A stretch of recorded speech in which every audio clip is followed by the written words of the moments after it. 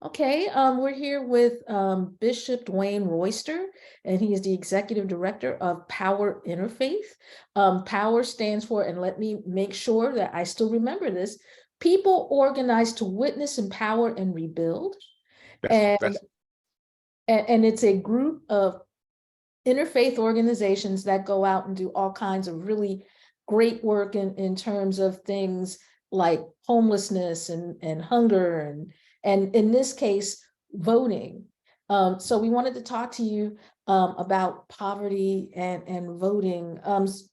Specifically, what I guess power has been involved in terms of voting rights and and also with poverty when you're out and you're talking to people Mhm. and trying to make things better for them in terms of the poverty aspect, does voting come up, and if so, what do people tell you when you ask them about voting? Sure. First of all, thank you for the invitation to come and to be here with you, Denise and Lawrence. We appreciate the opportunity to come and share and to be a part of this conversation. And just so you know, Power actually has changed its name. It's now just Power Oh, Interfaith.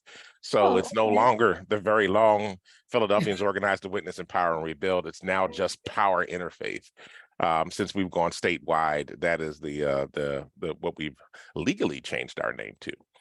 So, because it's a Philly, if it's Philly thing, everybody else is like, what about us? So it's Mhm. now just Power Interfaith. So anyway, thank you for this question. And Power started actually doing voting work back in 2012. We were only a year into the existence of our organization, and we quickly recognized that there's a deep tie between the issues that we do around racial economic justice on a livable planet and the impact of people voting in their communities. Now, as a former confession, I am a former politician. So I was a councilman in Norristown, Pennsylvania. And so I look at this both from the perspective of an elected official and also from somebody that's doing grassroots work to be able to help people be able to have a say in their collective destiny by owning their own power and having a set of agency around the issues that concern them and their families and their community. So, yeah, voting for us is deeply tied to everything that we do.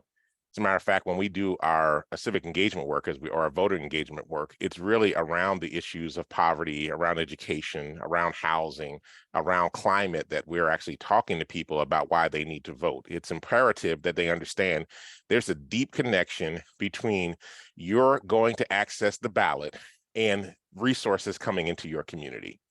To be frank, if you don't vote, and there are districts in the city, in particular in Philly, where there's low voter propensity, when you take a look at that community, there's no resources going there, right? There are not people showing up at your doorstep to talk to you about the issues that are impacting the city. One of the things that Power has done, and there's other organizations across the state that are beginning to do this more and more now. We actually have access to the voter activation network, which actually shows people voting, not who they voted for, but how often they voted and things of that nature. We've specifically target low propensity voters. Why? Because a lot of times low propensity voters tend to be Black and brown folk. They tend to be poor folk, and we want them to get engaged in the process. If poor folk, if Black and brown folk are not engaged in the electoral process, people will make decisions for them or about them without really knowing who they are. And so they have to get in, they have to vote for the candidates that are working for their self-interest, that are going to help advance their communities. And when you don't vote, people don't spend time with you. They don't talk to you. They don't have a relationship with you. And they pretty much disregard anything you want or desire, because at the end of the day, if I'm just going to uncover a secret, every politician's job is to get reelected. And if you're not voting, you don't matter. So I guess how do we get people to understand that? Because a lot of the low voter turnout areas in the city have been consistently low voter turnout. And I'm sure that someone has tried to connect to them the fact that, well, hey, you know, politicians are going to go where the most noise is made. Right. Well, that's part of the reason organizations like Power exist, right? We actually work in communities and work with communities that are struggling the deepest to be able to, organize them into wins on issues like raising the wage, issues like, increased education funding, raising a bunch of issues, even about climate and other things that are impacting our communities right now. And we're actually knocking on doors, doing it, the political education, the popular education with folk to help them understand why this is important, why you need to get engaged in these issues, why it needs to happen. And it's a slow process. Generally, folk that in those communities have a deep sense of hopelessness. It's a pervasive sense of hopelessness. As a matter of fact, Cornel West wrote a book about Philadelphia called Prophesied Deliverance. And he talked about the fact that there was a pervasive sense of nihilism, a deep sense of hopelessness that's multi-generational, that exists in the city that is very problematic. And so it's a slow process of bringing people along a line, not just to get them out to vote, but even to get them into engage in civic life. Right, to get them to engage in campaigns that are specifically related to their communities, because they don't necessarily trust the system. They don't necessarily think the system's going to work toward their best interest, and so they have no reason to participate. And so we have to slowly help them find their voice, find their agency, find their power, to be able to create change in their communities. And then you start with the small things, and then you help them work toward the bigger things, and then you have somebody that's fully participating in civic life and engaging in the public square. Where does this hopelessness come from? Is it, just seeing nothing change in your neighborhood? Is it, a learned hopelessness? Where does this hopelessness come from? Well, I think it's deeply rooted, in particular, in the way that Philadelphia has been structured, in the systems, and the way that its systemic structures have operated for many, many generations. You remember Philadelphia was a red line city, right? This was a major issue. So you had certain people that were blocked into certain communities. Actually, when redlining ended, it might have actually been more problematic. This is going to sound really bad, but what happened was you took the Black elite, the Black middle class, you moved them out of certain communities, and you left gaping holes of leadership and people to be an example to others about what you could potentially be in community. And so as folk moved out of North Philly, out of West Philly into either Delaware County, or they moved up to Mount Airy, or East Mount Airy, West Mount Airy, they moved up to Chestnut Hill, they moved into other areas, there was left this gaping hole of deep poverty that existed in North Philly and West Philly and places like that. And then there was nobody to point the way. I mean, it used to be a day in North Philly and West Philly where the Black doctor and the Black dentist and the Black lawyer lived next to the sanitation worker, lived next to the janitor, lived next to the waitress or the waiter, right? Everybody lived in the same community. And there was a way that there was deep cross-pollination, and people could see people of all different socioeconomic levels all right in the same neighborhood. When that doesn't exist anymore, you take out that cross-pollination, you take out resources out of schools. I mean, if we take a look at the way schools are resourced in Philadelphia, why is it that some have brand new, beautiful buildings with all the resourcing they could possibly have, and others can't even have, have a nurse full-time or a counselor in school full-time? All those things, become really clear factors in developing that level of hopelessness. I mean, when you take a look at the schools that are now, almost, I mean, I know the governor's trying to get everybody to get free breakfast and free lunch, but, at a time when you had to apply the reduced lunch or the free lunch program, the numbers skyrocketed for children, right? So you have parents that are not there. You have, working 2 and 3, sometimes part-time jobs, trying to cobble it together to keep their family together. Their children are left often without supervision for a long period of time, or structured programs for them to be able to participate in. That doesn't cost the family a fortune. When you have dilapidated homes that are falling apart, and you don't feel like safe neighborhoods, you begin to have a sense of hopelessness that becomes pervasive. This problem is 100+ year problem in Philadelphia, and Philadelphia has never done anything in significant ways to attack and address poverty in the city of Philadelphia. And the manifestation of that right now is the gun violence problem in the city of Philadelphia. Honestly, the gun violence problem, yes, there's a gun issue. Absolutely. I totally agree with that. But there's a deeper issue. The gun violence problem is really a symptom of a deeper problem. And that is the fact that there's generations of people that have been ignored, that are now hopeless, that think that life is not worth anything. And the only thing that they can do to resort to surviving and taking care of themselves and to handle their anger, frustration, and their pain, their trauma, is to go out and shoot other people. And I think that this is indicative of the hopelessness that manifests itself in the community that the city has failed to address. Nobody right now is having a conversation And this is part of why folk need to get engaged, right? Nobody's having a conversation right now around poverty in Philadelphia. They're having a conversation about guns. They should be having a conversation about poverty. Now, gun folk will tell you, oh, well, that's a long-term fix. Well, we didn't get into this overnight. And it's going to take a long time for us to be able to get out of it. And we have to have a deep conversation about poverty, about how poverty gets put into place in Philadelphia. We need to do historical understanding of it. And we need to understand that despite this being a Black city, I mean, despite Black leadership in this city, that we have failed to adequately address the racial injustice that manifests itself as in poverty in this city, and to help people be able to get out of it. We have a tendency to go towards the middle class and the elites in the city and not really think about those that would be, quote unquote, the underclass or the poor, and to really work to address their concerns so that we can lift the boat all the way through. This is why folk have to get engaged in voting.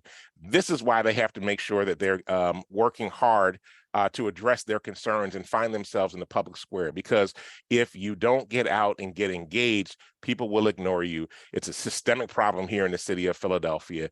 And we have a tendency, especially politicians, and I speak as a former one, we have a tendency to go to those that vote, those that put money in our campaigns, and those that are actually active on a regular basis in the public square that we have to contend with so we can keep our jobs. Okay, I have one more question, and it came directly from what you were just saying about politicians and money. Sure. As of the last reporting cycle, $22 million have been put into the mayor's race. I just finished a story on undecided voters. Right now, 20%, according to the most recent poll of the city of Philadelphia, is undecided. And this is despite $22 million being put into this race and the advertising that goes with it. I guess, how do we make it so while we understand money does talk, that we make sure that it's saying something that benefits everybody?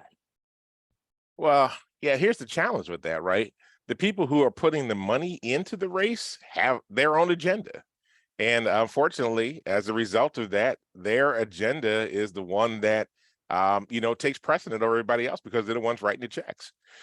So you want money from X group or X certain people, and they have an agenda and they're willing to give you big checks. Well, then you are going to say what they want to say. And people who have an agenda but don't have any money don't get the same say. If they don't have the ability to organize people to get out and vote, then they don't have the same say. They don't carry the same weight. I mean, unfortunately, money is a big problem in the electoral cycle, right? And it also prevents people who, in many estimations, I think will probably be great mayors from running because they don't have relationships with the people to raise the millions of dollars to be able to run for the mayor of city of Philadelphia. And even the cycle of how we do elections in itself perpetuates the sense that you have to be middle class or upper middle class in deep relationship with rich folk to be able to run for office. And that even if you're a working class person, it makes it seem like you have nothing to contribute to your community. So, I mean, there's a whole lot of work that has to be done on this. $22 million, I think it's going to be a lot more than that when you consider the super PACs and everybody else that, investing in these races. This is probably going to be $100 million plus race when it's all said and done, with all the candidates and everybody throwing their money on the table. And who's got $100 million? I don't have $100 million. I'd like to have $100 million. I would make sure that people, are going to run, that are going to take care of the citizens of Philadelphia. But, we don't have that. So we've got to figure out how to, get some of this money out of the race and make it so that people are running their ground games, right? They're talking to people, they're going to doors, they're meeting with people in communities and sharing with them. That's a lot of work that we have to do. We have to change the system about the way money is used in politics. Okay. Well, thank you, Bishop Royster. I'm now going to give you to my co-host, Larry McGlynn, and you're listening to Hall Monitor on WPPM 106.5. All right. Thank you, Denise. And thank you, Bishop, for being with us. No So we are, as we just alluded to, in the midst of an election season. Primaries is coming up.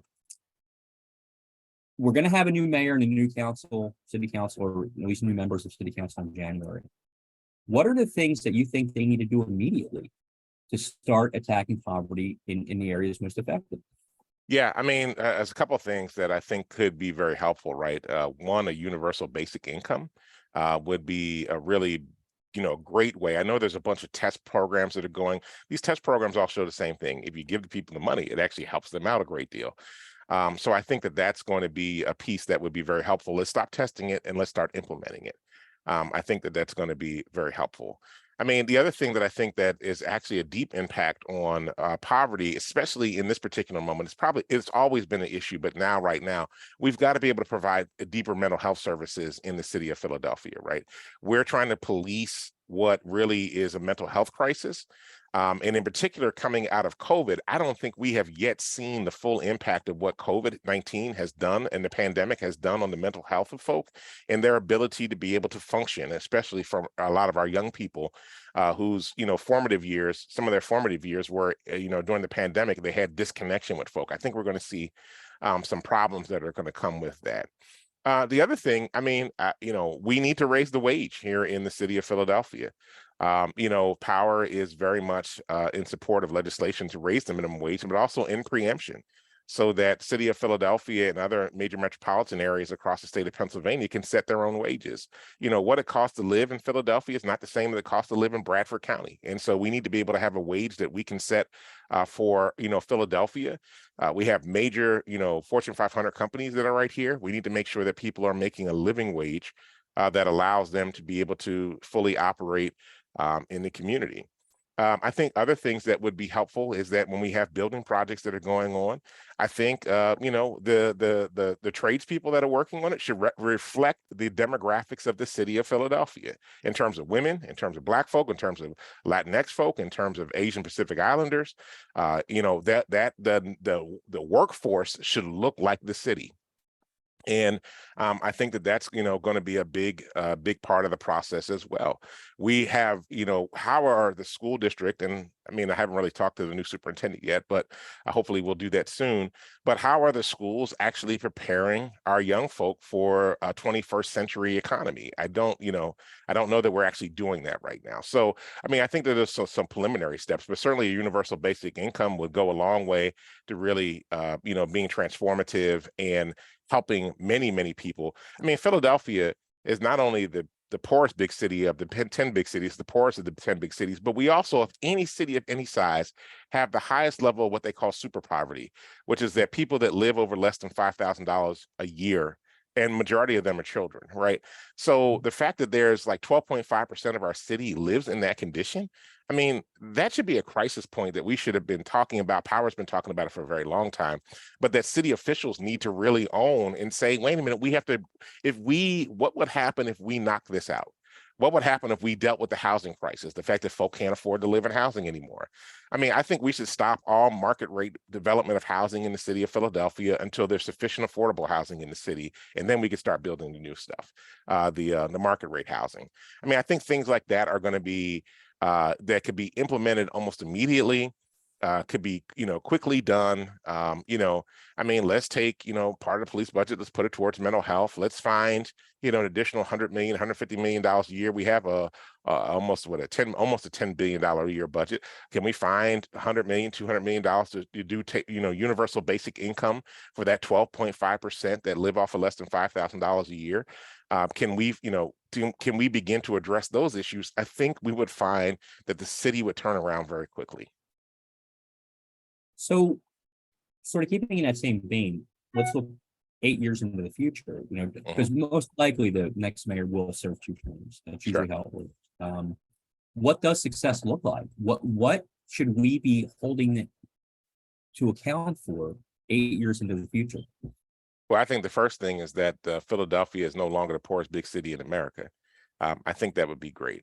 I think we would be able to say that our homeless population has reduced incredibly, and that people are in stable housing, that our education system is in the pathway to improvement. I'm not expecting it to be perfect in 8 years, but there's a definitive pathway towards improvement, that we raised the wage so much so that people only need to work one job and be able to take care of their families, instead of trying to parse two together or or as most people do, have a job and a side hustle trying to make it. And that's even if there's two parents in the household, both of them have jobs and side hustles, right? So how are we making that become reality? We'll see the issues of not only gun violence, but violence in general go down, because people, when they're content with their lives and feel secure, do not necessarily feel compelled to have to go out and commit crimes or have to do things to be able to survive one way or the other. So I think that there's some very clear evidence about the way we're moving into the future. Hopefully some of those folk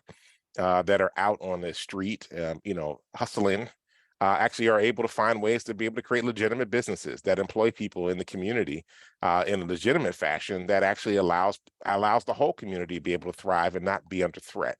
So I think that there's some very clear indicators of where we're going. We get housing, crime activity, improvement in education, increase in wages, getting us off the top 10 of the poverty list, across the country, of both super poverty and just being the poorest big city in America.